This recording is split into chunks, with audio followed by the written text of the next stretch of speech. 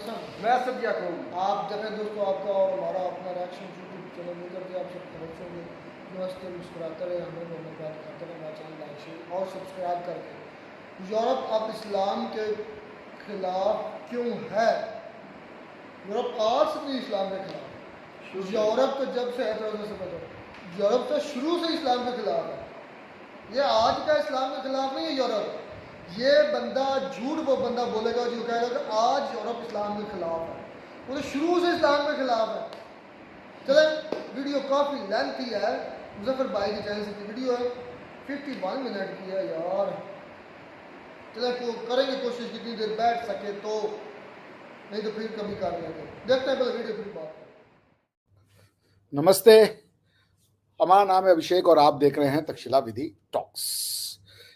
आज मैंने कुछ न्यूज़ पढ़ी और वो न्यूज़ मुझे काफ़ी इंटरेस्टिंग लगी और उस पर मैंने सोचा कि जो एक्सपर्ट्स हैं उनकी सलाह ली जाए।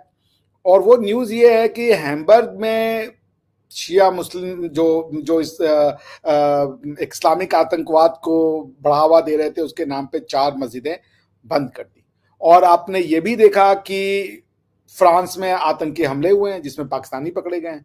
कल मैनचेस्टर में हमला हुआ था, अरे मैनचेस्टर में जो हुआ था उसमें भी पाकिस्तानी इन्वॉल्व थे। और उसके बाद मैनचेस्टर पुलिस थाने के सामने जाकर के अल्लाहू अकबर और इसके नारे लगाए गए।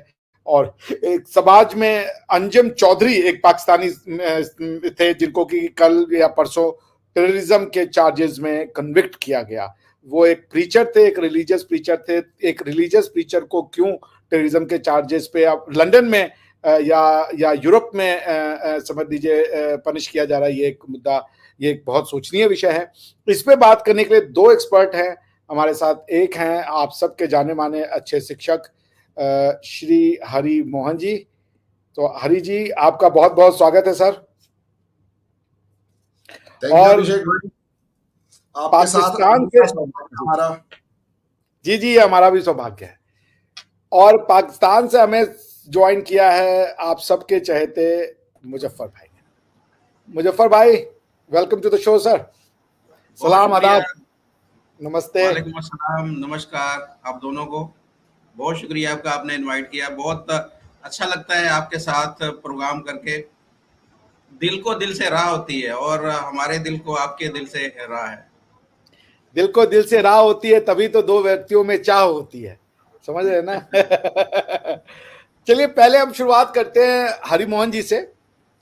हरि जी, आप हमको ये समझाइए कि ये यूरोप भी जो है लगता है एक आरएसएस के पथ पे चला गया है क्या? वहां पे इस तरीके से इस्लामिक आतंकवाद की घटनाएं बढ़ती जा रही हैं और अब वो तो उन्होंने मस्जिद बंद कर दी कल जर्मनी में, फिर उसके बाद आपने फ्रांस में भी देखा। तो इसको आप कैसे देखते हैं? क्या ये एक रिवाइवल हो रहा है, राइज ऑफ नेशनलिज्म है, दुनिया असर्ट कर रही है? कैसे देखते हैं इसको आप? अभिषेक भाई, थैंक यू। आपके साथ और इस तरीके से एक ऑनलाइन स्क्रीन साझा करने का एक अपना ही सौभाग्य है।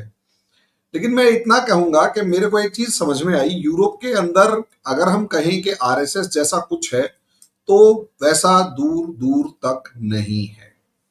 आरएसएस एक दिन का एफर्ट नहीं है। आरएसएस का एफर्ट अगर ऑर्गेनाइज्ड फॉर्म में ऑफिशियली देखा जाए तो 1925 से, यानी आज से 100 साल पहले से ये लोग एक एफर्ट करने लगे थे। तब जाके 2014 में इनकी फुल मेजॉरिटी गवर्नमेंट आई और कहीं ना कहीं एक मजबूती के साथ जो ज्वार है उसके सामने खड़े हुए।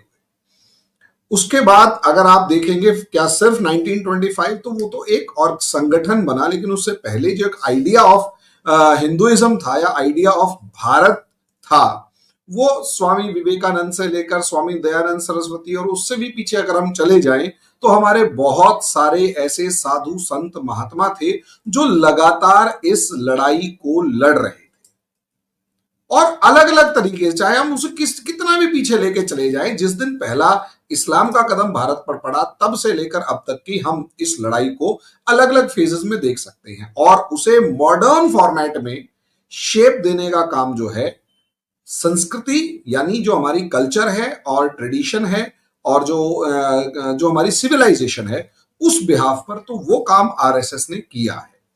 ऐसा एक भी ऑर्गेनाइजेशन, ऐसा एक भी संगठन यूरोप में नाम के लिए भी मौजूद नहीं है। ये हमें समझना पड़ेगा। अब आप कह रहे हैं कि फिर ये यूरोप में एकदम से अपसर्ज कैसे हुआ कि सरकार ने उठाकर ये मस्जिद को बंद कर दिया।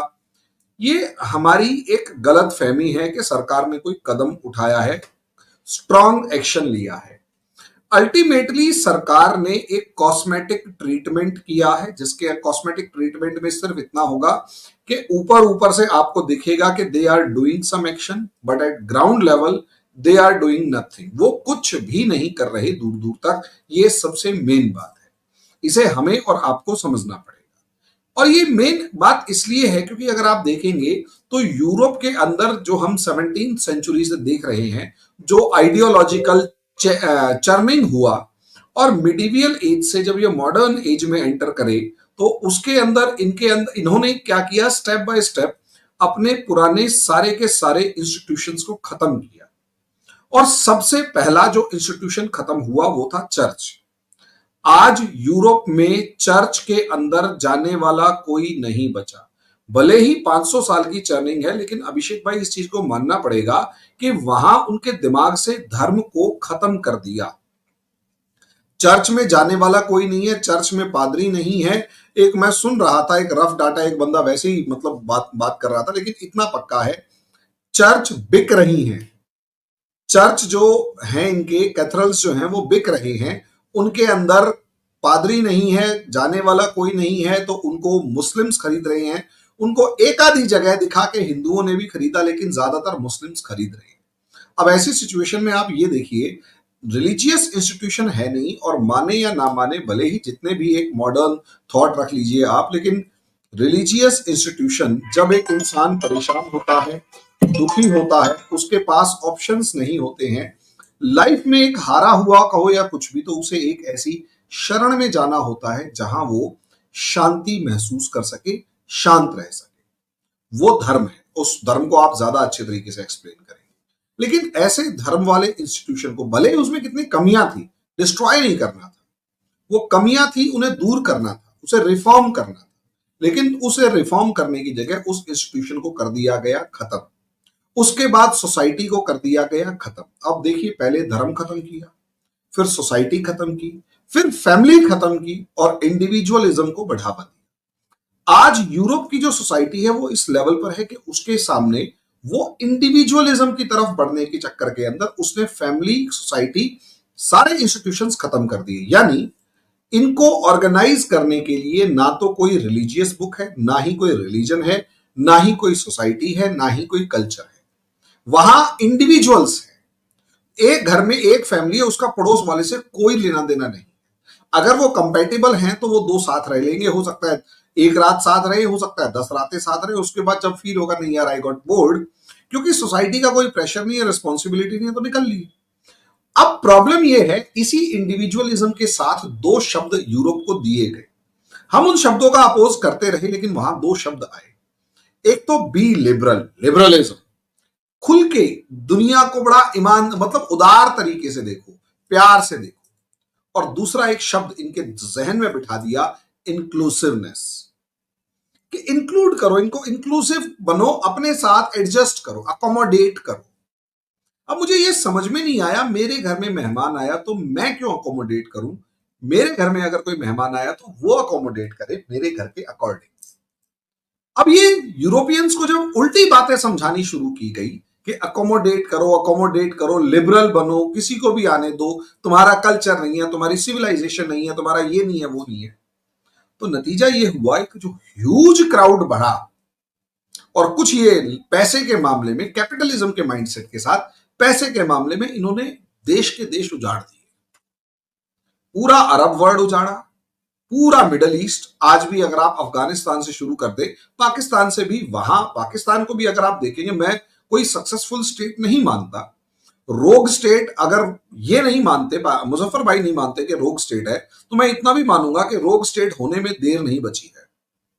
अफगानिस्तान देख लीजिए, उसके बाद ईरान का हाल देख लीजिए, जैसे ही आगे जाएंगे सीरिया, इराक को जिस तरीके से बर्बादी किया उस हाल को देख लीजिए, पैलेस्तीन का हाल देख लीजिए, इजराइल के अंदर जिस तरीके से मारधाड़ मची हुई है, इजिप्ट का हाल देख लीजिए, लीबिया का, अल्जीरिया का, मोरक्को का, सूडान का, सोमालिया का, जितने भी आप कंट्रीज का नाम लीजिए, अफ्रीकन कंट्रीज के अंदर सारे के सारे बर्बाद किए हुए। अब इन सबको बर्बाद कर दिया तो यहां से ऑब्वियस सी बात है रिफ्यूजी क्राइसिस होगा। अच्छा, मुझे आज तक समझ में नहीं आया, बर्बाद कर दिया ठीक है, ये रिफ्यूजी को गले लगाने का कौन सा कंसेप्ट था?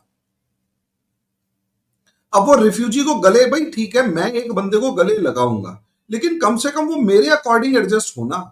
एक खाजले कुत्ते को अगर मैं गले लगा लूंगा तो वो मेरी बेवकूफी है ना, कि मैं अपने बड़प्पन के चक्कर में उसकी खाज अपने शरीर में ले लूंगा।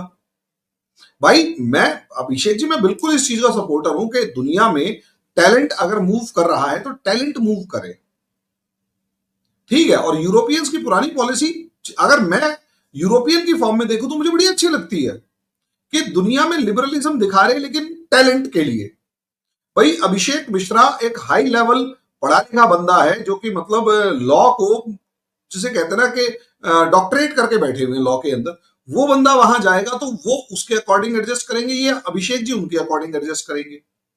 हरिमोहन ने भी 2-4 अक्षर सीख रखे हैं, तो वो वहां जाएगा तो पढ़ा लिखा जाएगा, मेहनत करेगा, बीटेक जाएगा, एमबीए जाएगा, डॉक्टर जाएगा, सब जाएंगे, वो पढ़े लिखे जाएंगे तो उनकी सोसाइटी को एनरिच करेंगे। अरे भाई, जो अपने ही कंट्री में खाज है, अपनी ही कंट्री में प्रॉब्लम क्रिएट कर रहा है, अपनी ही कंट्री में वो भागा है, अपनी कंट्री से इसलिए नहीं भागा कि उसको अपॉर्चुनिटीज नहीं थी, क्योंकि वो तो अपॉर्चुनिटी ग्रैब करने के लायक ही नहीं है। वो अपनी कंट्री से इसलिए नहीं भागा कि उसको कोई मतलब दूसरी कंट्री में जाके कुछ वो करना है, मतलब प्रोग्रेस करनी है। वो प्रोग्रेस के लिए भी इच्छुक नहीं है, वो अपनी कंट्री के अंदर भी उत्पाती था। अब उसको अपनी कंट्री के अंदर गोली लगने का डर है तो अब वो दूसरे में भाग गया। अब प्रॉब्लम ये, इसे वहां जाके कुछ आता नहीं है, इसे वहां की समझ नहीं है। अब मेंटल लेवल इतना ब्लॉक्ड है कि मौलाना साहब ने पढ़ा के भेज रखा है। भाई मैं इस्लाम के बारे में नहीं जानता, मैंने कोई इस्लामिक टेक्स्ट आज तक नहीं पढ़ा है, मैं दावे के साथ कहता हूं, मैं ओपनली कह रहा हूं, मुझे कोई दिक्कत नहीं है कि मैंने नहीं पढ़ा। लेकिन इन मौलानाओं को जितनों को सुना है, उससे जो समझ में आया, उससे तो मेरा दिमाग हिल गया ना। प्रॉब्लम मेरे को रिलीजियस टेक्स्ट से है ही नहीं, मेरे को जो मौलाना ने समझाया, मौलानाओं की वीडियो देख देख के। हरी जी उस पे अगले वाले में आएंगे, एक कमेंट का इनका भी ले लेते हैं। आपका समय ज्यादा ले गया अभिषेक भाई, लेकिन सोच नहीं, के नहीं, देखिए यूरोप जो है वो इससे टकरा रहा है। अब यूरोप को समझ में नहीं आ रहा क्या करे। एक तरफ उसके आइडियल्स खड़े हुए, लिबर्टी, फ्रेटर्निटी, इक्वालिटी।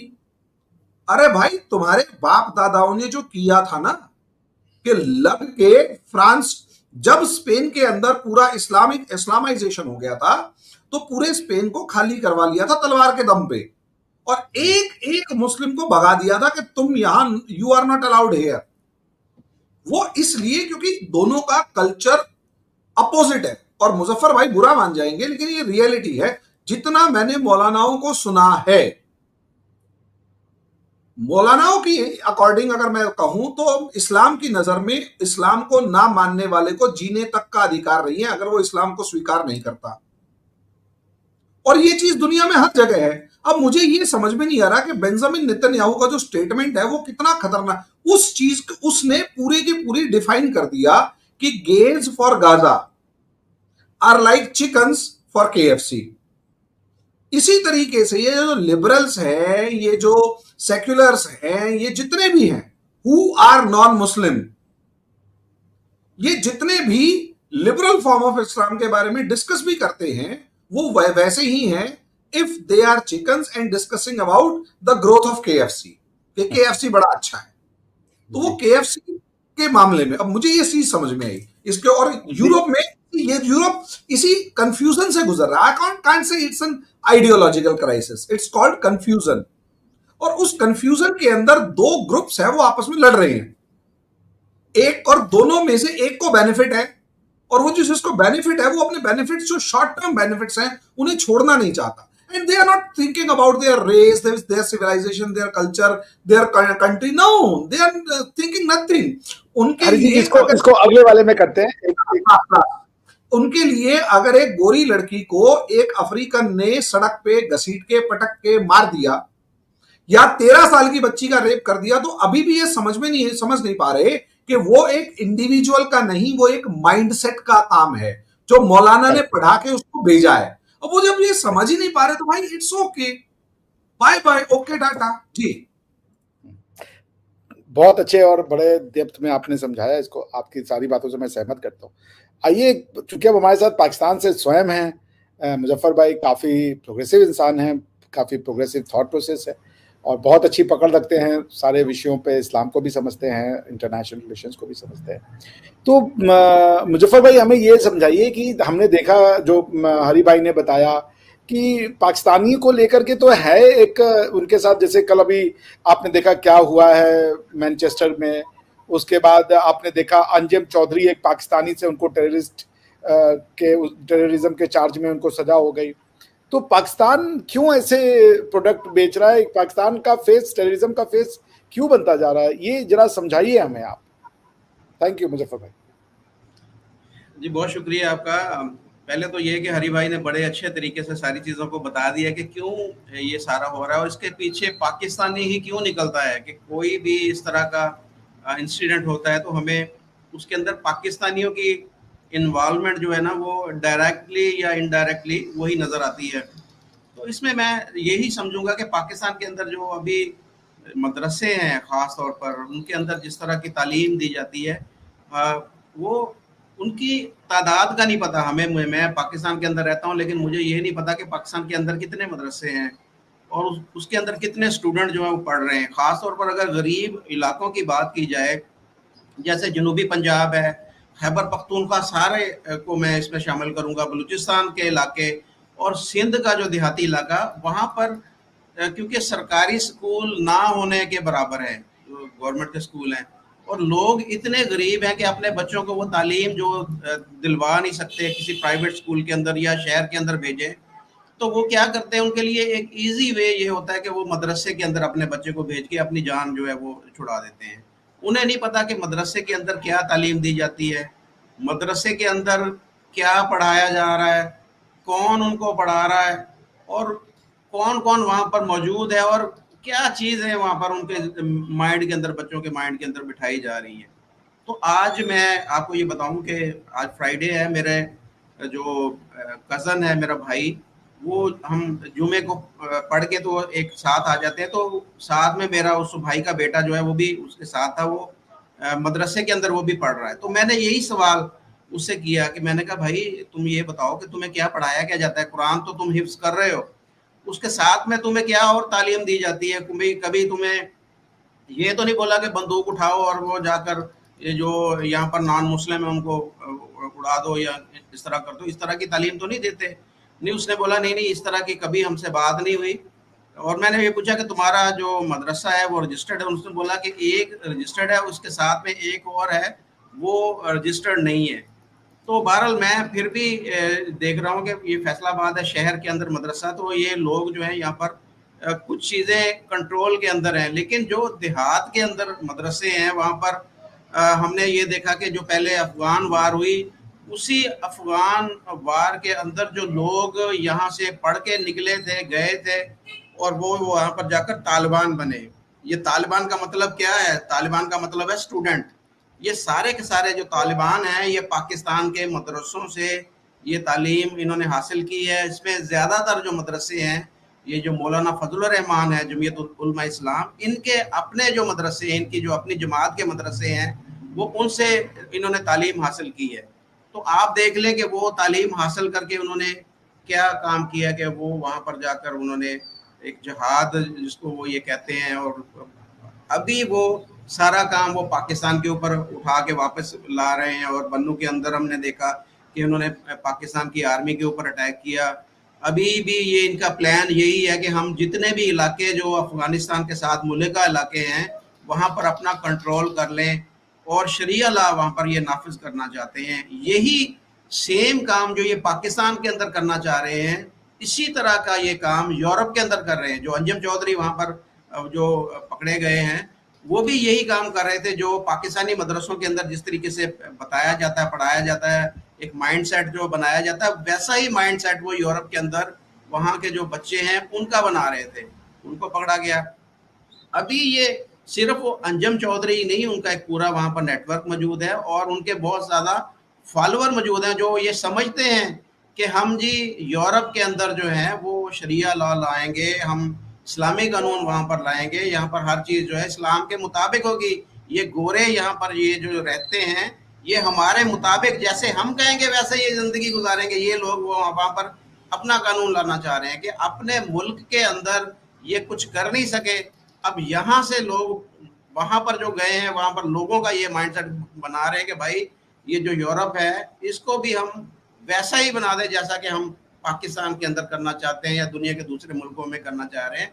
तो ये एक फ्री सोसाइटी जो का ख्वाब या वो जो जिस तरह बढ़ रहे हैं यूरोप या बाकी जो आज़ाद ख्याल ममालिक हैं तो वो उनको अपने महकूम बनाना चाह रहे हैं। जिस तरीके से आपने मिसाल दी, स्पेन की मिसाल दी कि वहाँ पर भी जो जिस तरीके से उसको हमला करके वहाँ पर इस्लाम लाया गया और उनको अपने मुताबिक जितने भी लोग थे उनको जबरन इस्लाम कबूल करवाया गया। तो ये इसी तरीके का एक निज़ाम, एक सिस्टम जो है वो लाना चाह रहे हैं। और मेरे ख्याल में ये जो सारी कोशिशें हो रही हैं आए दिन हमें पता चलता है कि जी कभी कोई वाक़या हो गया, कभी कोई वाक़या हो गया। तो उसमें सिर्फ मैं इसमें पाकिस्तान का नाम नहीं लूँगा कि इसमें ज़्यादातर पाकिस्तानी हैं, लेकिन इसमें आप अगर आप देखेंगे तो इसमें लिबनानी भी आपको मिलेंगे, इसमें आपको अफ़गानी भी मिलेंगे, इसमें आपको बांग्लादेशी भी मिलेंगे, इसमें आपको इराकी भी मिलेंगे, आपको यमन के लोग भी मिलेंगे। पूरी दुनिया के जो मुसलमान हैं सोच और माइंडसेट एक जैसी है। जैसे मुजफ्फर यहाँ पर बैठा है, अगर इसकी सोच ये है कि यूरोपियन कंट्रीज हमारे मुताबिक ज़िंदगी गुजारें तो यूरोप के अंदर कोई अगर मेरे जैसा बैठा तो उसकी यही सोच है कि भाई मैं ये काम यहाँ पर कर दूँ।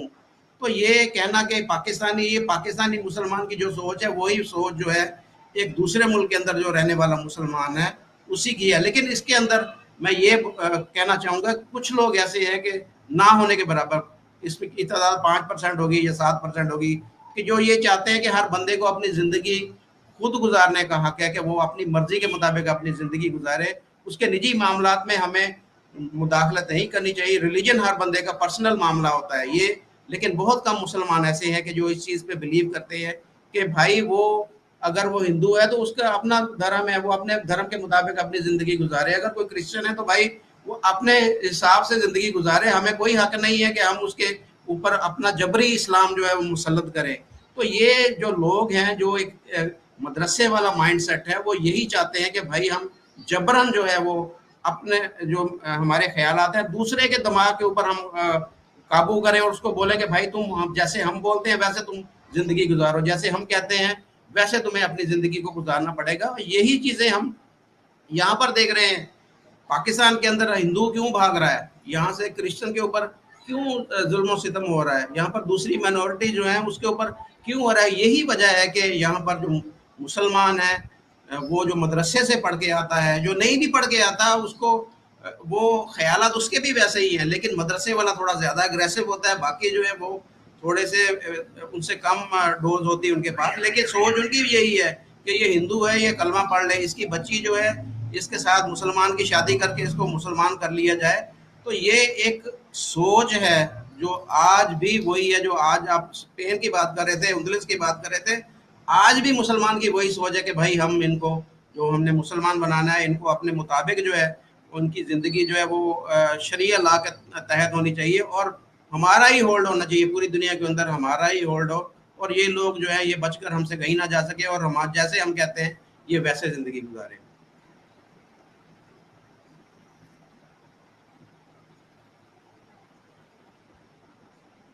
जी अभिषेक भाई का शायद नेट का इशू चल रहा है कोई। पूछेंगे, एक दर्शक हैं वो बड़ा पर्टिनेंट क्वेश्चन पूछा है, उन्होंने आपसे रिक्वेस्ट की है कि आप उसका उत्तर दें और यही उत्तर मैं चाहूंगा कि अभी ठीक है क्या? अभी आ रहा है मेरा? जी आ रही। जी हरि जी आप म्यूट पे हैं। ये विराम सिंह जी हैं और मैं दर्शकों से भी अपने रिक्वेस्ट करूंगा कि आप यदि मुजफ्फर भाई से या हरि जी से कोई प्रश्न पूछना चाहते हैं तो आप टैग करके उनको दे दीजिए, मैं आपके प्रश्न को जरूर हाईलाइट करूंगा। और कई लोग मुझे नमस्कार कह रहे हैं, आप सबको नमस्कार। ज्योति जी आपको भी नमस्कार।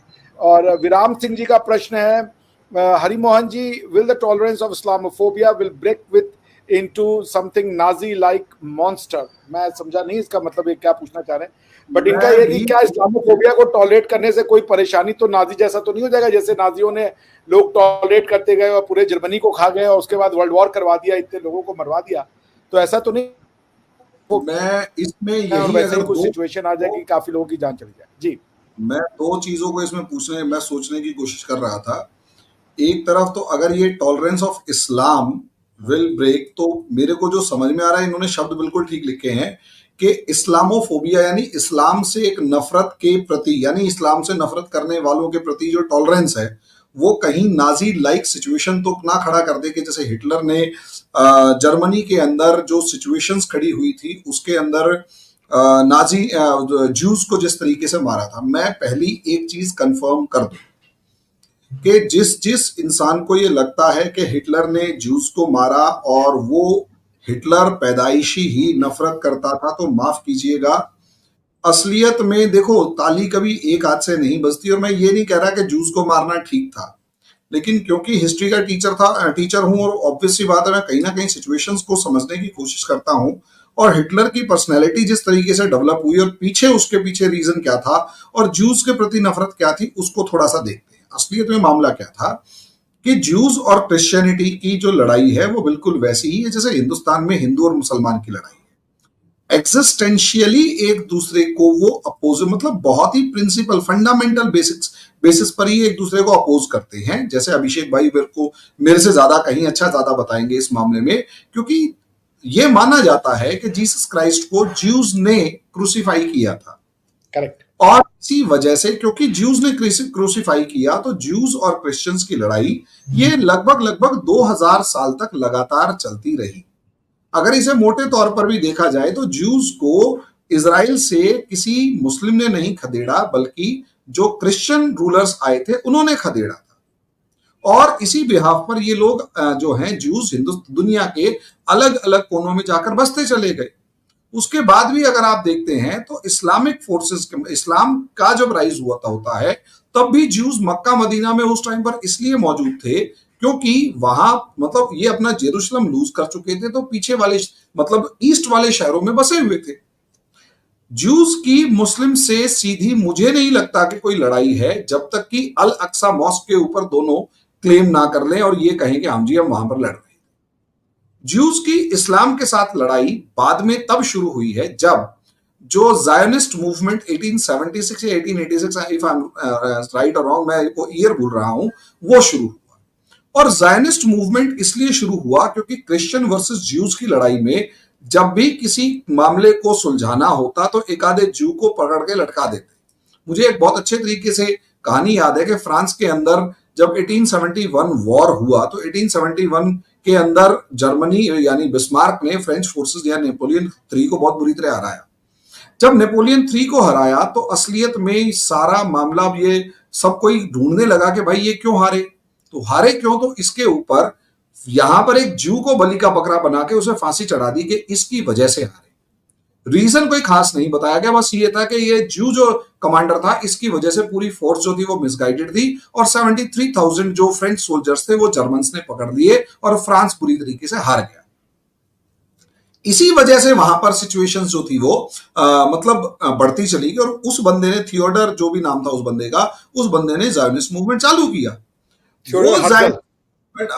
हर्जल, उसने जब चालू किया ये मूवमेंट तो उसको अगर हम देखेंगे 1919 तक आते आते 1917 में जब वर्ल्ड वॉर चल रहा था तो ज्यू असलियत में ब्रिटेन की भी एक स्ट्रेटेजिक मतलब एक हाई पोस्ट पर मौजूद थे।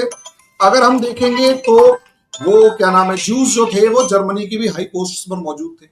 अब प्रॉब्लम क्या आ रही थी कि ब्रिटेन जानता था कि भाई अल्टीमेटली यहां पर ज्यूज जो हैं वो जब तक स्ट्रांग रहेंगे और जर्मनी के साथ खड़े रहेंगे, अपने इंटरेस्ट को मेंटेन करते रहेंगे, तब तक जर्मनी को हरा पाना मुश्किल है क्योंकि पूरा का पूरा प्रोडक्शन लाइन, पूरी की पूरी बैंकिंग, पूरा का पूरा सब कुछ ज्यूज के हाथ में था। जैसे अगर नॉर्मल देखा जाए तो आज भी दुनिया की नब्ज ज्यूज के हाथ में। अगर आप गूगल उठा लो, आप इंस्टाग्राम, फेसबुक, व्हाट्सएप, कुछ भी उठा लो, ज्यूज के हाथ में है।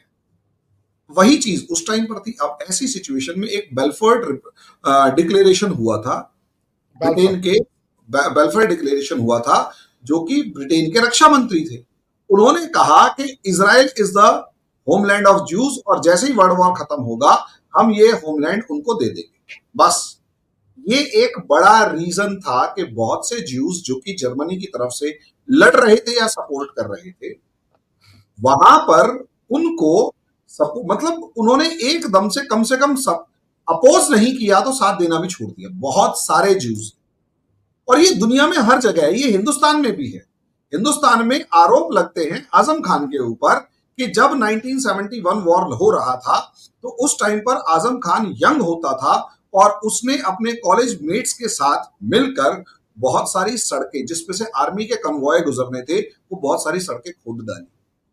और शर्जील इमाम जैसे बंदे वो जो कहते हैं कि भाई वो जो चिकन नेक है उसके ऊपर इतना मलबा डाल दो, यानी इतने मुस्लिम इकट्ठे कर दो कि आर्मी का डिप्लॉयमेंट ही ना हो सके और उस डिप्लॉयमेंट को खोलने, उस मलबे को खोलने के लिए 2 महीने लग जाए। अब यही तो वो सारी सिचुएशन थी जिसे हमें और आपको समझना हो कि जर्मनी में ज्यूज के साथ भी ऐसा ही हुआ। उसका रिपरकेशन स्टैब्ड इन बैक जैसे स्लोगन के साथ हिटलर ने यूज किया।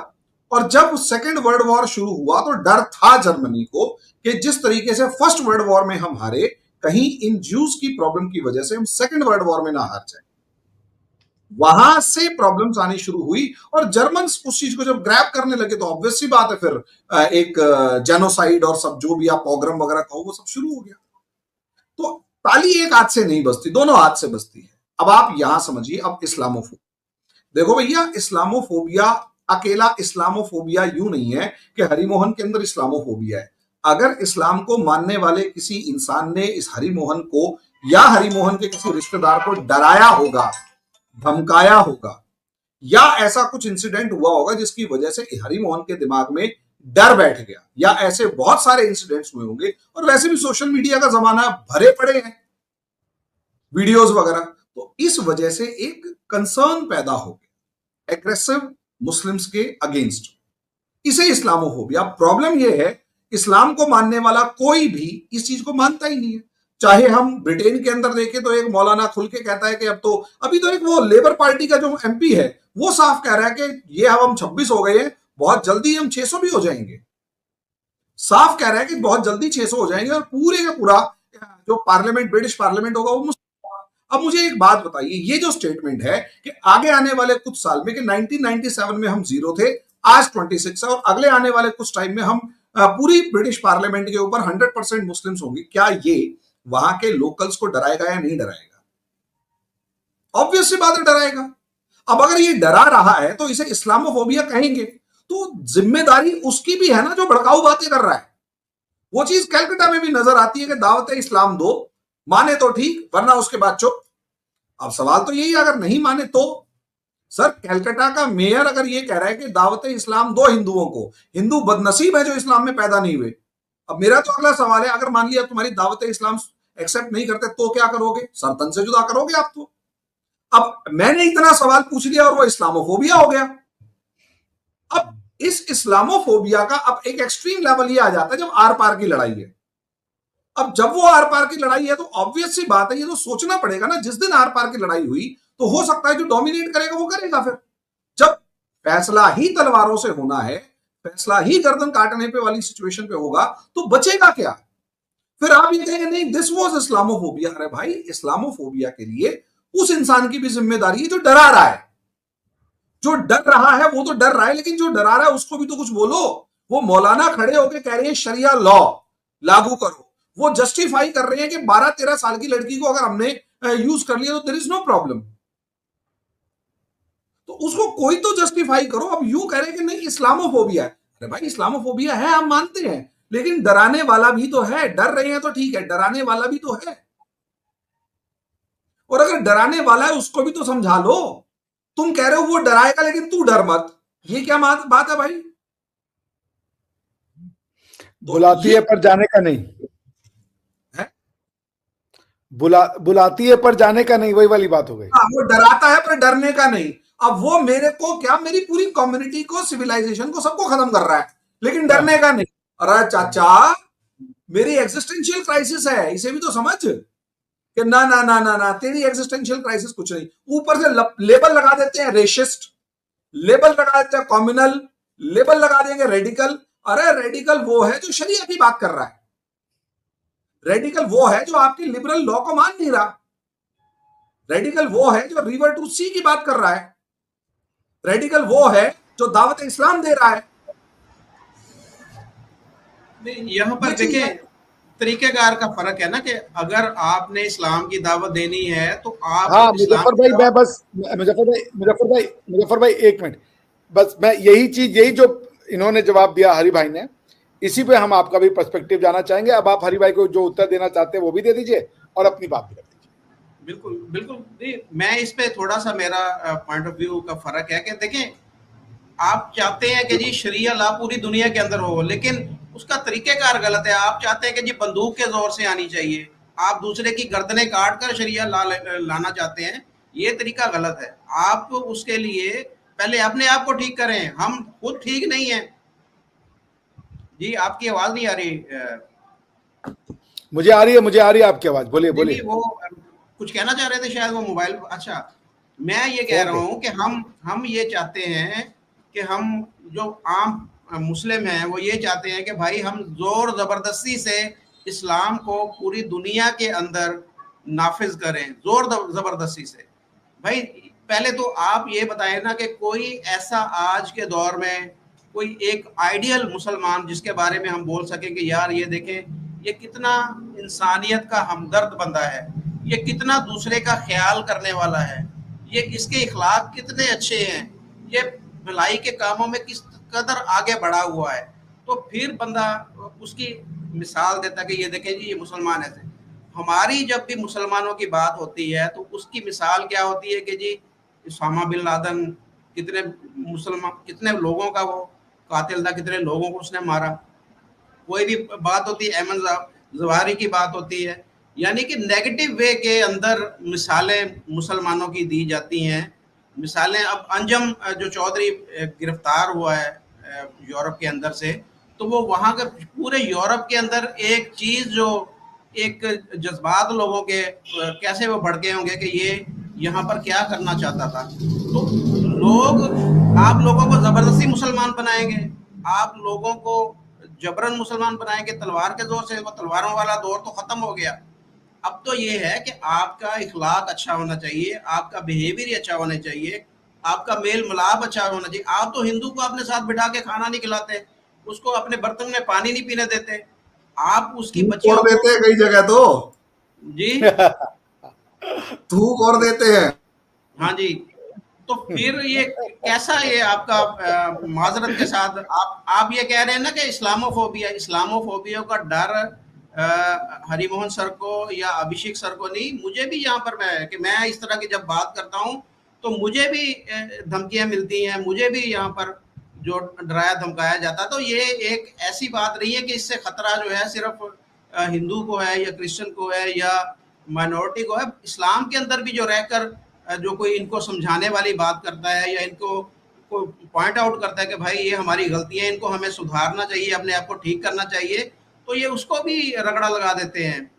कुछ सबूत मैंने सेंड भी किए थे डॉक्टर साहब को, उन्होंने देखे भी थे कि मुझे किस तरीके से यहाँ पर वो लोग जो है वो पुकारते हैं, किस नाम से मुझे बोला जाता है, क्या कहा जाता है, ये सारी चीज़ें इनको भी मैंने शेयर की थी।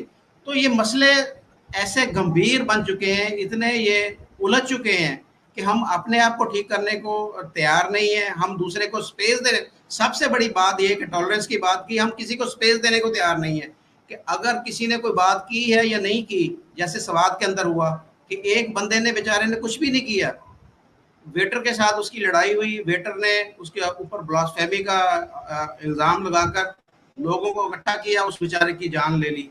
तो ये मुसलमानों के साथ भी ये हो रहा है। ये नहीं है कि ये बाकी जो कम्युनिटी के लोग हैं उनको खतरा है, मुसलमानों को मुसलमानों से खतरा है, सुन्नी से शिया को खतरा है, शिया से सुन्नी को खतरा है, इन दोनों को अहले हदीस से खतरा है, इन तीनों को अहमदी से खतरा है, इन चारों को आपस से खतरा है। तो किधर जाएं हम? हमें तो समझ नहीं आती कि कौन है। और ये जो हमारे उलमा कराम है, जब उनके पास चले जाएं, जिस मकतबा फिक्र को होगा वो ये बोलेगा कि जी आपने मेरी मस्जिद में नमाज पढ़ ली, आपने दूसरे की मस्जिद में नहीं जाना। दूसरे के पास चले जाए, वो कहेगा तुम कहाँ पर चले गए, तुम तो इस्लाम से खारिज हो गए, अगर तुम उधर नमाज पढ़ी तो तुम काफिर हो जाओगे। तो वो मुसलमान खुद कंफ्यूज हैं कि इनको किस डगर पे लाया जा रहा है, कहाँ पर इनको फेंका जा रहा है, और क्या सोच क्या है। सोच यही है कि ये यही चाहते हैं कि जी जो है ये आपस में भी लड़ते रहें। पहले तो ये है कि ये जैसे कि बात अक्सर होती है कि पाकिस्तान के अंदर जैसे माइनॉरिटी की तादाद कम हो रही है, कि ये पहले इन्होंने हिंदुओं को भगाया, क्रिश्चियन को भगाया, सिखों को भगाया। वो जब बिल्कुल सफाया हो गया फिर ये आपस में लड़ेंगे। शिया सुन्नी के साथ लड़ेगा, सुन्नी शिया के साथ लड़ेगा, ये दोनों अहले हदीस के साथ लड़ेंगे, ये तीनों फिर अहमदी के साथ लड़ेंगे, ये चारों फिर किसी और के साथ लड़ेंगे, और आपस में एक दूसरे का जो ये काम करेंगे। तो इनको तो अपना ये काम जो इनकी माइंडसेट एक सोच बनाई गई है कि भाई आपने कोई भी चीज बर्दाश्त नहीं करनी है, आप सबसे सुपीरियर हो पूरी दुनिया के अंदर। कोई अगर अच्छा बंदा है तो आप हो, आप मुसलमान हो, इसलिए पूरी दुनिया के अंदर आप जैसा कोई नहीं है। और अगर आप फिरके के किसी चले जाएंगे वो ये बोलेगा कि आपका फिरका सबसे अव्वल है, जन्नत में सिर्फ आपने जाना, बाकी सब सबको दरवाजे के ऊपर रोक दिया जाएगा। तो आपने जो है वो भाई एक सेकंड मुजफ्फर भाई, एक सेकंड, ये जिशान खान कह रहे हैं कि in most Indian states Muslim is less than 6%। Zeeshan भाई यही प्रॉब्लम है कि जिन स्टेट्स में मुस्लिम्स जो इंडिया में 6% या 10% से ज्यादा हैं, असलियत में उन इलाकों में बिहेवियर क्या है। प्रॉब्लम यह है कि कैराना में बिहेवियर क्या है, सिलमपुर के अंदर बिहेवियर क्या है, या जहां जहां पर मुस्लिम्स मेजॉरिटी के अंदर हैं वो जैसा बिहेव करते हैं, असलियत में प्रॉब्लम उसकी है, ऑब्जेक्शन उसके साथ है। क्यों? क्योंकि देखिए मैं अभी श्रीनगर के अंदर था, मुजफ्फर भाई माफ कीजिएगा मैंने आपको बीच में टोका। प्रॉब्लम यही है कि अल्टीमेटली चलो मैं इस्लाम एक बार को एक्सेप्ट कर भी लूं, क्या मैं उसमें खुश रहूंगा? क्या मुझे वो गारंटी दे रहे हो कि हाँ उसके अंदर मुझे कोई मतलब काफिर नहीं कहेगा? प्रॉब्लम तो यही है। श्रीनगर में सबसे पहला सवाल तो ये है कि आप जब इस्लाम कबूल करेंगे आप कौन से मसलक के अंदर जाएंगे? आप शिया बनेंगे, सुन्नी बनेंगे, अहले हदीस बनेंगे, बरेलवी बनेंगे, देवबंद बनेंगे, अहमदी बनेंगे, बोहरी बनेंगे क्या? अगर कोई आप एक फिरका चूज भी कर लेते हैं तो आपको बाकी यही बोलेंगे कि भाई आप मुसलमान नहीं हुए, आप अभी भाई भी मुझे तो मुसलमान अरबी नहीं बनना, मुझे पता ही है अरबी कानून है, उसको उसको मैं अरबों के कानून को नहीं मानने वाला। हमारे पास पहले से अच्छा खासा है भैया, हमारे लड़ाई भगवान की है कि आप कहीं भी हो। मतलब मुझे आज तक समझ में नहीं आ रहा, भारत में रहने वाला मुसलमान यूं कह रहा है कि तुम अरबों के कानून को मानो। अबे भाई तू हिंदुस्तान में रहता है, भारत में रहता है, भारत के कानून की बात कर, नहीं तुम तो वहां का कानून मानो। प्रॉब्लम यही तो है। उसके बाद कोई गारंटी तो दे दो कि चलो ठीक है एक हमने स्वीकार कर लिया, तो बाकी वाले भी तो एक दूसरे को गालियां ही पकड़े हैं, तो जहां पड़ा हूं पड़ा रहने दे, काफिर फिर भी हूं, जहन्नुम में मुझे फिर भी जाना है, क्योंकि तुम जन्नत में होगे तो दूसरे को लगेगा नहीं जहन्नुम में जाएगा तू। हरी भाई 1 मिनट में लूंगा भाई, हम तो अल्लाह को नहीं रिजेक्ट कर रहे हैं। देखिए अब अगर आप वैदिक फिलॉसफी में कहिए वो कह रहा है सब भगवान सही है, तो अल्लाह भी उसमें सही होगा, हमें कोई रिजेक्शन उसमें गलत नहीं कह रहे। गलत तो आप कह रहे हो कि मेरा वाला है। फिर हम जब आपके अल्लाह को मान लिए, अब आप कह रहे हो कि नहीं कानून मानो, ये अरबों का कानून हम माने, ये हम मान जाए कि जो है वो कोई लड़की अगर सेक्स करते पकड़ी गई तो किसी और के साथ उसको पत्थर से मार दो, ये तो उनका कानून था भाई तोरा, ये तो यहूदियों का कानून है, हम क्यों माने इसको? हमारे पास अपने अच्छे कानून है, बहुत पहले से हमारे यहाँ मनुस्मृति और ये सब लिखी गई भैया, उससे बेहतर है वो, कंपेयर कर लो आप तोरा से और मनुस्मृति को, फिर बताओ कौन सा कानून बेहतर है। हम तो नहीं करें कि ये यूनिवर्सल वो लॉ है, क्या नाम है, रिलीजियस लॉ है, नहीं भैया, हमारी संस्कृति दुनिया की सबसे पुरानी और सबसे डीप संस्कृति है, अरबों से हमें नहीं सीखना, कपड़े पहनने तक का ढंग नहीं है उनको यार, हद हो गई। आपका भगवान आप मानो, आप अल्लाह को मानो, मोनोथीज्म को मानो, ये मोनोथीज्म भी अरबों की देन नहीं है, मोनोथीज्म यहूदियों की देन है यार, यहूदी लेके आए थे, 10 कमांडमेंट्स के बिना कुरान नहीं हो सकती। तो हम भैया अरबों की गुलामी नहीं करेंगे, गर्दन 1 बार नहीं 100 बार कटानी पड़े, पर ये अरबों की बात हम मान लें असंभव। हाँ उनके भगवान का हम इज्जत करेंगे, आप आइए, आपका अल्लाह जो है वो बिल्कुल सही है, अल्लाह एकदम सही है, अल्लाह होते हैं और मुझे कोई ऑब्जेक्शन नहीं, आपके प्रॉफिट भी है, वो आपके जजीरा अरब में रखो भैया, उसको इंडियन सब कॉन्टिनेंट में ना एक्सपोर्ट करो भैया उसको, बस इतनी से हमारी आपसे कहना है। क्योंकि आपका कहना है कि भगवान वो सारी कुर्रा अर्ज बनाया, हमारे पास भी एक भगवान है, उसने भी पृथ्वी बनाई है, अब आपका भगवान सही है कि हमारा भगवान सही है, ये भगवान पे छोड़ दो, ठीक है ना, क्योंकि हमारे भगवान ने भी और ऐसी तो भैया हमें आपका नहीं मानना, आप हमारा मत मानो, हम आपका नहीं मान रहे, लेकिन क्लेम दो हैं। ये नहीं कि सिर्फ आपका क्लेम है। दुनिया में 176 तो क्रिएशन थ्योरी की सलाह, पहला आदमी एडम था, कोई कहता है पहला आदमी अफ्रीका में उनका कुछ और नाम है, अमेजोन के जंगल में कुछ और नाम है, हमारे यहाँ कुछ और नाम है, और कोई कहता है कि वो मछली के अंडे से पहला आदमी बना, कोई कहता है कि पेड़ की छाल से पहला आदमी बना। भैया ऐसी 76 थ्योरीज हैं कि पहला आदमी कैसे बना। तलवार को लेकर के और गर्दन रख देने को बोलो कि मेरा वाला ही पहला आदमी है, ये हम नहीं मानेंगे, ना एक्सेप्ट कर सकते हैं। खैर, इसके अलावा क्लोजिंग रिमार्क 2-2 मिनट, और पहले इनको दे देते हैं मुजफ्फर भाई को।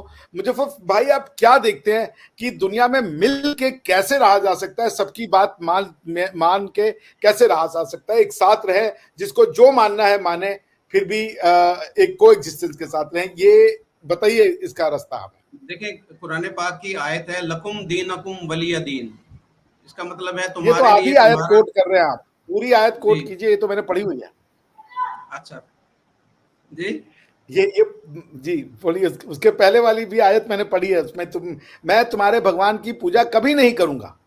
हम्म चले जी बोले। वो मैं देखिए, आप पॉजिटिव वे की बात कर रहे हैं तो मैं पॉजिटिव ही चीजें यहाँ पर डिस्कस जी करूंगा जी कि जी, सॉरी सॉरी, बिल्कुल जी, सॉरी, इसके क्षमा अंदर कीजिए। ये है कि तुम्हारे लिए तुम्हारा दीन और मेरे लिए मेरा दीन, यानी कि आप अपने दीन की रिस्पेक्ट करें, अपने दीन को फॉलो करें, मैं मेरे लिए मेरा दीन जो है वो उसको मैं एग्जैक्ट। फॉलो करूंगा, मैं उसकी रिस्पेक्ट करूंगा। तो जब तक हम दूसरे के मजहब की, दूसरे के दीन की रिस्पेक्ट नहीं करेंगे, मेरे लिए आपके भगवान की मेरे दिल में इज्जत नहीं होगी, तो आप कभी भी मेरे अल्लाह की इज्जत नहीं करेंगे। मैं अगर आपके नहीं भगवान नहीं को नहीं, बुरा मैं करूंगा। आप मेरे वाले की ना करें, मुसलमान नहीं करते, इंडिया वाले की, हिंदुओं की हम करते हैं, क्योंकि हमको करना है, तभी हम हिंदू हैं। जिस दिन हमने करना बंद कर दिया, मुसलमान बन जाएंगे। समझिए इस प्रॉब्लम को। जिस दिन मैं मैंने इसमें हाँ हाँ, अल्लाह ये की और ठीक है। भगवान की और हाँ, अभिषेक भाई, यही चीज है जो मुजफ्फर भाई भी कह रहे हैं। और मुजफ्फर भाई देखो यार, सीधी सी बात है, आधे मैं स्टेटमेंट्स मुजफ्फर के भाई की बात साथ। समझ सकता हूँ, बेचारे पाकिस्तान में भी बैठे और वो ऐसी बहुत ही ब्रॉड बात कर रहे हैं मुजफ्फर भाई। इतना बोलना पाकिस्तान में बैठ के आसान नहीं है, और मैं क्षमा चाहूंगा मुजफ्फर भाई, मैंने अगर ऐसा कुछ बोला, बट मैं समझ सकता हूँ जो आप बोल रहे हैं वो बहुत प्रोग्रेसिव बात है, और उसकी हम पूरी वैल्यू करते हैं, और पूरी उसकी जो बात कहते हैं उसकी सराहना भी करते हैं हम, और हम आपके साथ हैं। हाँ और हरिओम। दूसरा ये है कि मजहब को एक साइड पे रखना चाहिए। सबसे पहले तो मैं ये बोलूंगा कि हम एक जगह पर जब इकट्ठे होते हैं, किसी से ये पूछना कि भाई तुम हिंदू हो, तुम क्रिश्चियन हो, तुम फलान हो, तुम क्या हो, हम हैं तो सब इंसान है ना। इंसानियत को आगे रखें, धर्म को पीछे रखें।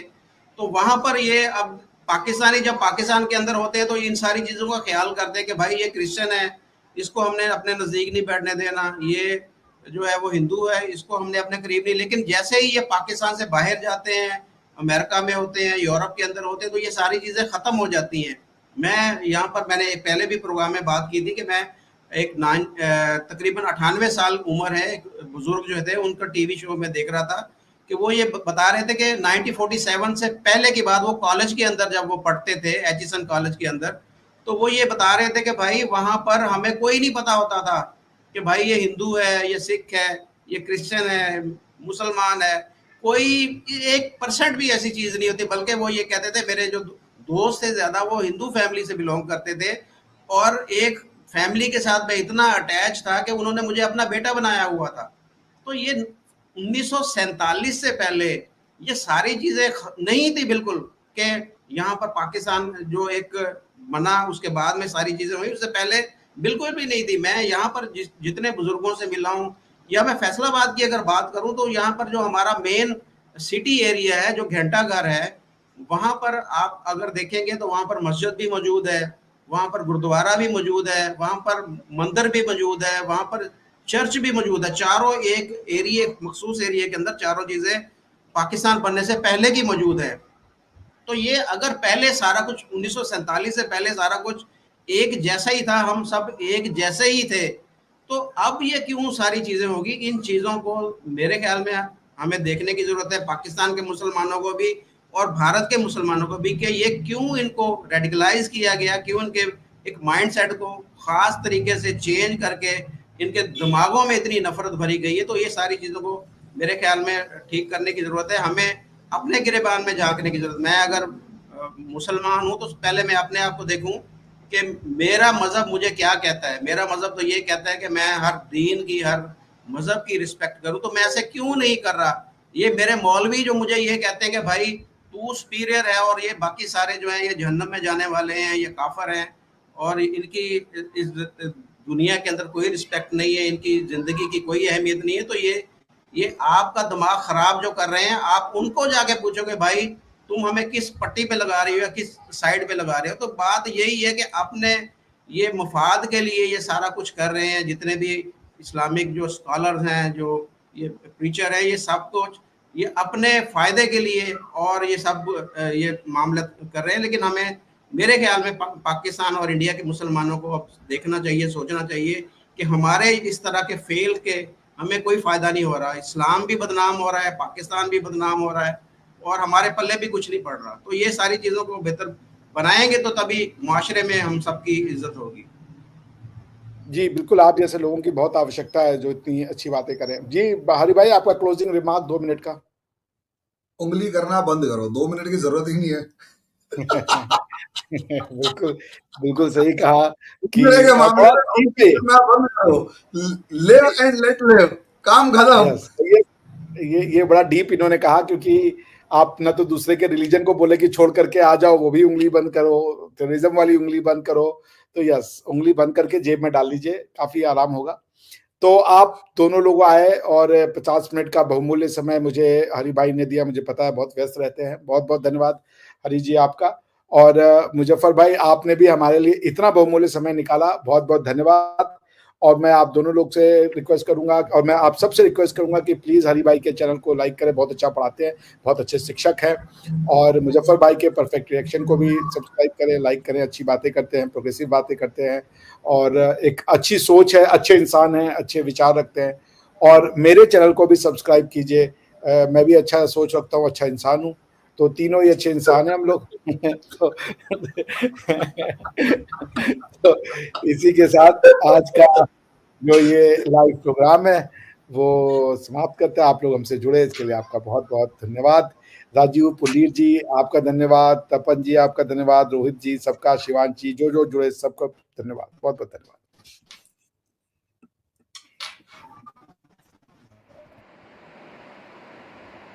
तो ये दोस्तों वीडियो होगी ख़त्म। वीडियो काफ़ी लेंथी है, बातें काफ़ी ज़्यादा हैं, लेकिन जो सारी बातों का मैंने लुब्बल लुबाब निकाला, मैंने चोर निकाला, वो सारी की सारी बातें यही है। मुजफ्फर भाई की बातें सुनी, वो हरीश मोहन साहब की बातें सुनी, वो तीसरे वो अलग वाले क्या थे सेंटर वाले, उसका मैं नाम भूल गया यार, वो खैर नाम से नहीं फ़र्क पड़ता, नाम खुद ही बन जाते हैं जब काम अच्छे हैं। तो बात मेरे करने का पर्पज़ ये है, जितनी मैंने बातें सुनी, जितनी डिस्कशन सुनी है, जो दोनों वो थे ना, हरी मोहन सिंह और साहब और दूसरे जो थे, वो दोनों का मानना ये है और मुजफ्फर भाई का भी ये मानना है। मुजफ्फर भाई की अपनी पॉइंट ऑफ व्यू है, उन दोनों का अपना पॉइंट ऑफ व्यू है। उनकी जो बातें मैंने एंड पर तक जाते जाते जाते जो सुन कर मुझे महसूस हुआ, मुझे पता चला, वो तो बरमला कह रहे हैं कि भाई हमारा सनातन है, हमारा अपना मज़हब है, हम अपने मज़हब को मानते हैं और हम दूसरे के मज़हब की भी इज्जत करते हैं और हम अपना मज़हब जो है वो दूसरों पर फोर्सफुली थोपते नहीं है मुसलमानों की तरह। असल भाई अब इधर क्वेश्चन ये है, क्या हिंदुइज्म के अंदर सिर्फ इधर एक बात का डिफरेंस है? मेरा सवाल ये, क्या हिंदुइज्म के अंदर उनके जो भगवान हैं, उनके जो गॉड हैं, क्या उनका हुक्म है कि आपने मेरे मज़हब को आगे फैलाना है, आप पर फ़र्ज है? अगर ये उन पर फ़र्ज है तो वो नहीं कर रहे, तो वो फिर उस अपने गॉड के साथ नाइंसाफ़ी कर रहे, धोखा कर रहे।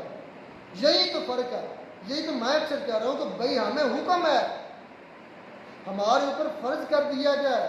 भाई आज मैं बात यहाँ पर टोक दूंगा, हुक्म है, ये हकीकत है, लेकिन कहीं पर भी ये नहीं लिखा, कहीं पर भी ये नहीं लिखा कि आप ज़बरदस्ती इस्लाम को फैलाएंगे। कभी भी नहीं लिखा, कोई भी नहीं करता, कोई भी नहीं करता।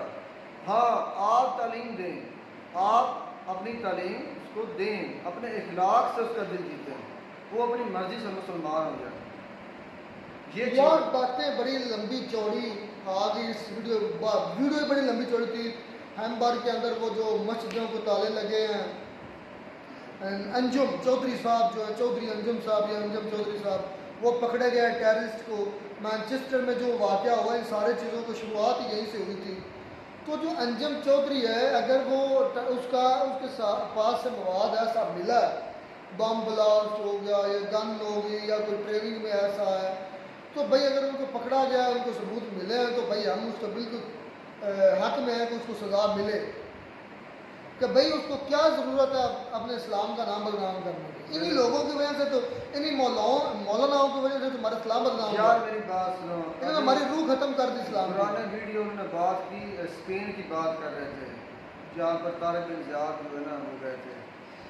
अच्छा, उन्होंने कहा कि इस्लाम को स्पेन से निकाल दिया गया, एक आदमी मुसलमान को स्पेन से निकाल दिया गया, इसलिए क्योंकि वो इस्लाम को पसंद नहीं करते। इसका हम जवाब पहले दे चुके हैं कि ये तो शुरू से ही नहीं पसंद करते, आज से नहीं, शुरू से ही इस्लाम को नहीं पसंद। तो फिर इनको इस्लामोफोबिया है ना? मेरी बात सुनो, क्रिश्चियन और यहूदियों को एक बात से और एलर्जी है मुसलमानों से।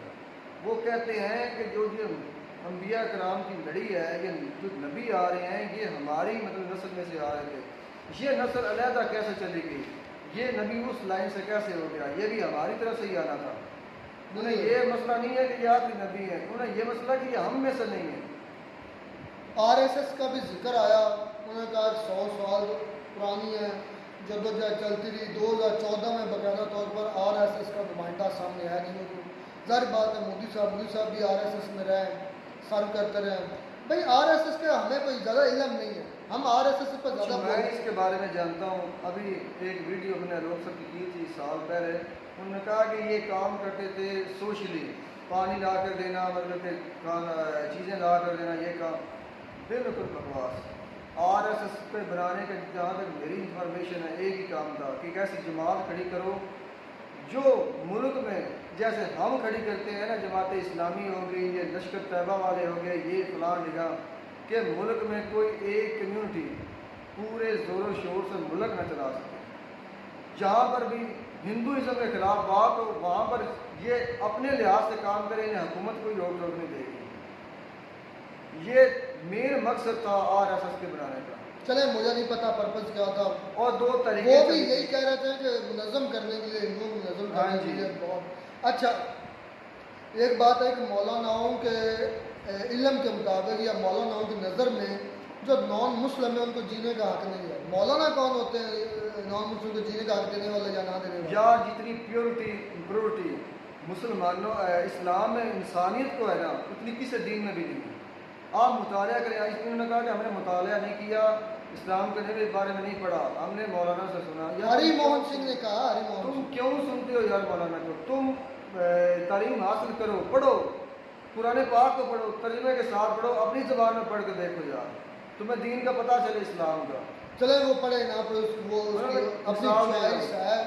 तो पहले सवाल के मैंने जवाब दे दिया। जो पहले मेन नुकता था ना, अच्छा मुजफ्फर भाई भी कह रहे थे कि भाई किसी को हम स्पेस नहीं देते अंदर दाखिल होने की, यानी कि हमारे रूल्स इतने सख्त हैं कि हम स्पेस नहीं देते किसी और मज़हब के लोगों को एडजस्ट करने की। गलत बोल रहे हो, चबल मार रहे हो। क्यों नहीं देते? एक मिनट, जो अहले किताब उनके साथ शादी करने का हुक्म नहीं, मैं क्या शादी करना जायज़ है कि नहीं? जायज़ है या नहीं है? उनके साथ खाना, अच्छा हिंदुओं के साथ उनका खाना खाना नहीं है। कहाँ लिखा है मुजफ्फर भाई? तुम्हारे अब ना मैंने कान से पकड़ना है, तुम हो फैसलाबाद के, तुम्हारे मैंने कान से बाहर पकड़ना है, पूछना तुमसे, तुम जो स्कॉलर बने बैठो, दिखाओ मुझे कहाँ लिखा है कि हिंदुओं के साथ बैठ कर खाना खाना नाजायज़ है। दिखाओ मुझे कहाँ लिखा है कि हिंदुओं के साथ खाना खाने से आप हराम हो जाते हैं, हलाल नहीं रहते। दिखाओ मुझे कहाँ क्रिश्चियन के साथ हम रिश्ता नहीं कर सकते हो। यार चवले क्यों मारते हो? क्यों नाम बदनाम करने बैठ के, ऐसी प्रोपेगेंडा करने बैठ के इस्लाम के बारे में? यहूदियों के साथ, ईसाइयों के साथ, अहले किताब के साथ यहाँ तक भी है, अच्छा नहीं समझा गया, लेकिन मना नहीं है, आप उनके साथ रिश्ता कर सकते हैं, शादी कर सकते हैं। अच्छा यहाँ पर मुझे चवले मारने आ जाते मैं मिसाल देता हूँ यार, आपके मुल्क में अजमेर शरीफ का मज़ार है, कितना बड़ा मज़ार है। अगर वो आपके साथ नहीं बैठते थे हिंदुओं के साथ, तो हिंदू लोग मुसलमान कैसे हुए? हाँ कैसे उनका होगा? अगर इखलाक उनके साथ ठीक नहीं था तो वो लोग मुसलमान कैसे हो गए? जो ख्वाजा मुइनुद्दीन चिश्ती ने इतने लोगों को मुसलमान किया, कैसे किया? क्या वो तलवार पर किया?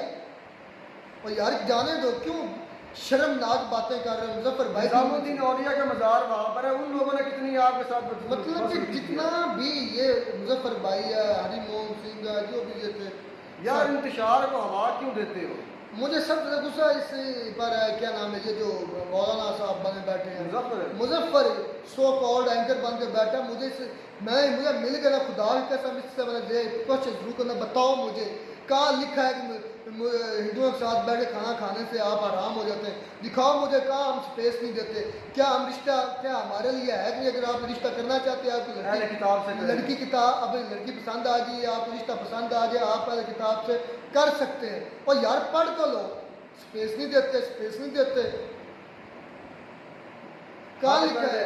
यार हमारे इस्लाम के अंदर सबसे ज़्यादा जोर इस इखलाक पर दिया गया। हमारे नबी पाक सल्लल्लाहु अलैहि वसल्लम की फरमाने वाली शान है कि आप में से सबसे बेहतर इंसान वो जिसका इखलाक सबसे बेहतर है। तो इखलाक का मतलब ये नहीं सिर्फ मुसलमानों से इखलाक है, तमाम लोगों से इखलाक है। फिर हदीस आई है कि एक नाहक इंसान का कातल पूरी दुनिया के कत्ल के बराबर है, पूरी इंसानियत के कत्ल के बराबर है। तो फिर क्या स्पेस नहीं? इसका मतलब है आपने किसी नॉन मुस्लिम की नाहक कत्ल नहीं करना। उधर मुसलमान नहीं आया, वो anchor so called anchor Muzaffar जानने वाले गधे, कुछ होश के ना हम लोग मेरे भाई, बातें करने बैठ गए। इल्म हासिल कर लो, इस्लाम में करने बात करने बैठे तो इस्लाम के बारे में कुछ तालीम हासिल करो। कि हमें वो स्पेस नहीं हम देते भाई। हमें ये सिखाया गया मौलाना को, मुझे यही नहीं पता कितने मदरसे हैं, मुझे ये बता। मैं तुम्हें ये भी चैलेंज करता हूँ, मदरसों की बात तुम करते हो मुजफ्फर गधे, यही आ जाओ मेरी तुम्हारे साथ रिसेशन में तुमसे ये सारी बातें जरूर पूछूंगा। कितने मदरसे के स्टूडेंट्स बाहर गए हैं बैरून मुल्क? अगर 100 बंदा पाकिस्तान से बैरून मुल्क जा रहा है, 100 बंदा, तो उसमें से 2 या 3 मदरसे के बंदे होंगे, बाकी सारे आम लोकल बंदे हैं। आम बंदे हैं, मतलब लोकल का मतलब ये है पढ़ा लिखा तबका है, जो जानने वाला, जो अपनी रोजी के लिए जाते हैं। हाँ, जो ये बैरून मुल्क जाकर ये कार्रवाइयाँ कर रहे हैं ना, बैरून मुल्क जाकर ये जो कार्रवाइयाँ कर रहे हैं, मैं इनके बिल्कुल टोटली 110% अगेंस्ट हूँ। ये गलत कर रहे हैं, ये जुल्म कर रहे हैं। ये अपनी जान पर भी जुल्म करते हैं मेरे भाई, और साथ वाले लोगों पर भी, और अपने ही अच्छा यार मैंने अक्सर कभी ये बात नहीं की, मैंने कभी तुम्हें हकीकत में बताऊँ, आपने कभी गौर किया है ये जो अभी रिसेंटली 4 से 5 साल गुजरे हैं भाई रुखसार, इस्लामिक फोबिया की हवा पूरी दुनिया में ख़राब क्यों है? इस्लामोफोबिया क्यों ख़राब है मेरे भाई? एक सोची समझी और प्रोपेगेंडा की जाने वाली बात है कि यूरोप में ही क्यों, अच्छा एक अरब में क्यों नहीं? अच्छा एक सेकंड, एक और बातें और बड़ी बढ़िया मेरे मुँह से ज़हन में निकल जानी है। नाजीज़म को उस भाई ने इस्लामोफोबिया के साथ कंपेयर किया है कि जिस तरह नाजीज़म यानी कि नाजियों ने, जर्मनियों ने काटा था यहूदियों को, कि क्योंकि वो उनके मज़हब के अगेंस्ट थे या उनके जो वो थे, उसकी वजह से उन्होंने काटा।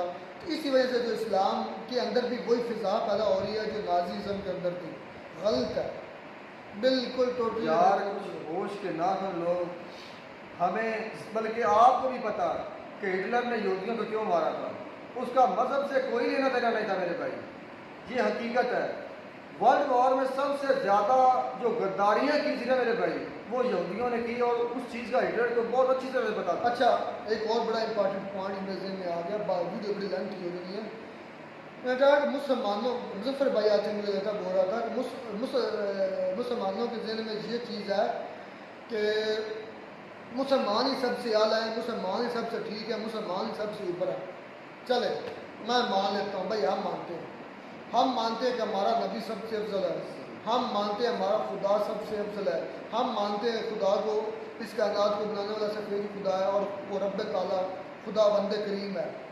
तो हम मानते हैं, इसमें कोई शक नहीं है। हमारा नबी तमाम अंबिया का सरदार है, कायनात का दूल्हा है, लाड़ा है, सबसे अल्लाह की ज़ात के बाद कोई आयत वो है, ये हमारा कीदा ठीक है। अब मेरा क्वेश्चन ये है हिंदुओं से, मेरा क्वेश्चन है क्रिश्चियन से, मेरा क्वेश्चन है क्या सिखों से, मेरा क्वेश्चन है ज्यूज से, क्या जूस से शुरू करते हैं। जूस जिस नबी को मानते हैं, क्या वो अपने नबी को सबसे अफजल नहीं मानते? ऑब्वियसली सबसे अफजल मानते हैं।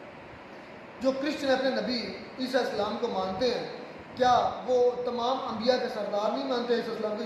नाउज़ बिल्ला ताला, वो तो इस इस्लाम को अल्लाह ताला का बेटा मानते हैं। नाउज़ बिल्ला, यहाँ पर ही गलती करते हैं। यहाँ ही गलती करते हैं। फिर आगे आ जाते हैं सिखों की। बाबा गुरु नानक को क्या अल्लाह के बाद बाबा गुरु नानक को सबसे अफजल नहीं मानते? ऑब्वियसली मानते हैं। उसके बाद ये तो सिख अपने आप को सबसे बेहतर मानते हैं।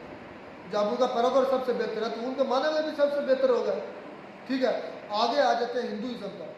क्या हिंदुइज्म जो अपने भगवानों को पूजते हैं, मानते हैं, जिनकी पैरोकारी करते हैं, क्या उनको सबसे अफजल नहीं समझते? ऑब्वियसली समझते हैं। उनको सबसे अफजल समझते हैं तो उनको पैरोकार हैं। मैं अक्सर ये दलील देता हूँ कि आपकी थाली में 5-10 चीज़ें हैं, उनमें से अगर आपने एक को सिलेक्ट किया है तो वो तमाम बाकियों से बेतरतीब आपने सिलेक्ट किया है। आपके नज़दीक वो सबसे अच्छी थी, ये आपकी अकल काम कर रही है ना। ठीक है ना, तो बाकी ऑटोमेटिकली उस चीज़ से कमतर हो गई जो आपने सेलेक्ट की है। अगर कोई बंदा ये कह दे, अब ये पक्की है उन सब के लिए कि इस्लाम वाले सब अपने आप को सबसे समझते, तो भाई समझते हैं। अब हिंदुओं से, सिखों से, जूस से, क्रिश्चियन सबसे मेरा सवाल है कि जब आपने थाली में से 8-10 चीज़ों में से एक चीज़ उठाई है तो इसका मतलब बाकी थाली में जो पड़ी चीज़ें सारी उससे नीचे हैं। अगर कोई बंदा अब ये कह दे कि भाई नहीं हम सबको बराबर समझते हैं, तो फिर बराबर समझते हो तो बराबर सबको मानो, सबको फिर बराबर फॉलो करो। ये कुचगड़ी इधर नहीं चलनी। ये लोग सर भी कहते हैं सर भाई हम तो सबको इक्वल समझते। जब सबको इक्वल समझते फिर हमारे नबी पास के तालीमात को फॉलो क्यों नहीं करते? फिर अल्लाह के अहकामात को फॉलो क्यों नहीं करते? फिर क्रिश्चियनिटी को फॉलो क्यों नहीं करते? फिर जूइज्म को फॉलो क्यों नहीं करते? सिखिज्म को फॉलो क्यों नहीं करते? सिर्फ हिंदुइज्म को फॉलो क्यों करते? क्योंकि आपके नज़दीक हिंदुइज्म सबसे अफजल है। ये आपने मेरे मज़हब ये पट्टी किसी और को पढ़ाओ, जेल को पढ़ाओ, हमारे मेरे जैसे बंदे को ना पढ़ाओ तो भाई हम तो सबको इक्वल समझते हैं। ये क्योंकि रेडिकलिज्म तो इस्लाम में है। कोई अल्लाह के बंदा मोटा सा अकल है कि जब आपने एक चीज़ सेलेक्ट कर ली, बाकियों को आप फॉलो नहीं कर रहे, फिर आप अपने दीन, अपने रिलीजन को दूसरों के बराबर कैसे समझ रहे हैं? आप सबसे अफजल हिंदुइज्म समझते हैं तब भी आप फॉलो कर रहे हैं। अगर नहीं बराबर समझते होते तो आप इस्लाम को भी फॉलो करते होते। नबी पाक सल्लल्लाहु अलैहि वसल्लम की तलीम को भी उतना ही मानते जितना आप अपने विष्णु जी या श्री कृष्णा की कलिमात को फॉलो करते हैं। ना काका ऐसे नहीं, आप भी अपने आप को सबसे अफजल समझते हैं। हर एक अपने आप को अफजल समझता है जो अपने मजहब से ताल्लुक रखता है। हाँ जी, सिर्फ मुसलमानों पर ब्लेम है, सिर्फ इस्लामोफोबिया हो गया इन लोगों को। मैंने इतनी बड़ी दलील दी है और इस दलील का किसी के पास रद्द है तो सामने आए, मैं उसके साथ डिबेट करूंगा, हमारे साथ बात करके देखे। और अल्लाह के बंदे मोटा सा अकल इस्तेमाल करो कि एक इस्लाम 5-10 चीज़ों में से आपने एक चीज़ को सिलेक्ट कर लिया, इसलिए आप सबको इक्वल मानते हैं तो सबको फॉलो करो, एक को क्यों फिर फॉलो करते हो? और साथ में कह भी रहे हैं कि आपको अपना इस्लाम मुबारक, हमें अपना और हिंदुइज्म। कह भी रहे हैं कि आपको अपना इस्लाम मुबारक, हमें अपना हिंदू मुबारक। इसका मतलब आपको अपना हिंदुइज्म अच्छा लगता है तो आप हमें इस्लाम कह रहे हैं ना, तो ये कहते हैं इक्वल मानते होते हैं तो ये भी कहते भाई हमें भी आपका इस्लाम मुबारक हो क्योंकि हम उसको भी फॉलो करेंगे क्योंकि इक्वल है। इक्वल इक्वल इक्वल ना पढ़ाओ, मुझे कम अज़ कम ना पढ़ाओ इस मामले में। मिलता नई वीडियो में नया डॉक्टर साहब। दोस्तों वीडियो बड़ी लेंथी थी, इस पर अभी और घंटा मैं बोल सकता था इसी टॉपिक पर, लेकिन वीडियो काफ़ी लेंथी हो गई। पहले 54 मिनट की वीडियो थक जाते, इतना अब इस पर बोले मेरे पास अभी बहुत ज़्यादा।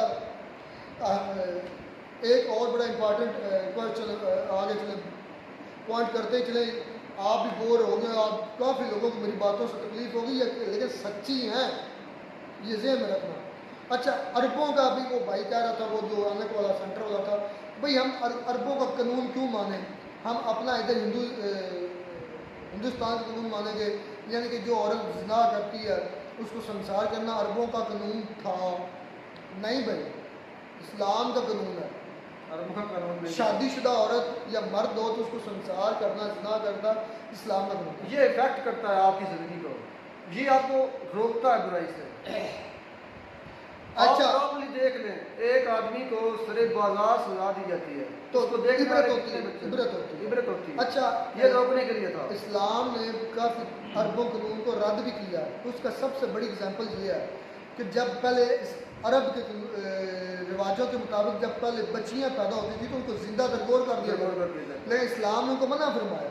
और फिर यार मैं इस्लाम की जो अरब कानून के लोगों और जय लोगों को इस्लाम ने रद्द किए ना, मैं उस पर एग्जाम्पल देने आ जाऊँ ना, रात गुजर जाएगी, रात गुजर जाएगी, एग्जाम्पल मेरी नहीं ख़त्म होगी। पहले एग्जाम्पल ये होगी अरब के कानून को मनसूख किया कि नहीं ये जो ये जहलियत है बच्चियों को जिंदा दरगोर करना।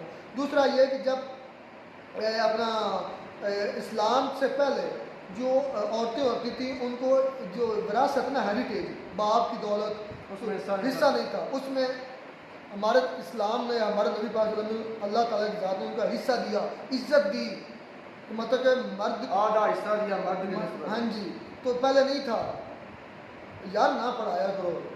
मैं कह रहा हूँ कि बहुत लेंथी वीडियो हो जाएगी अगर मैं यही सुनने आगे भी हमें अरब के कानून है। भाई हम अरब को नहीं फॉलो करते, हम इस्लाम को फॉलो करते हैं जिसमें ह्यूमैनिटी है।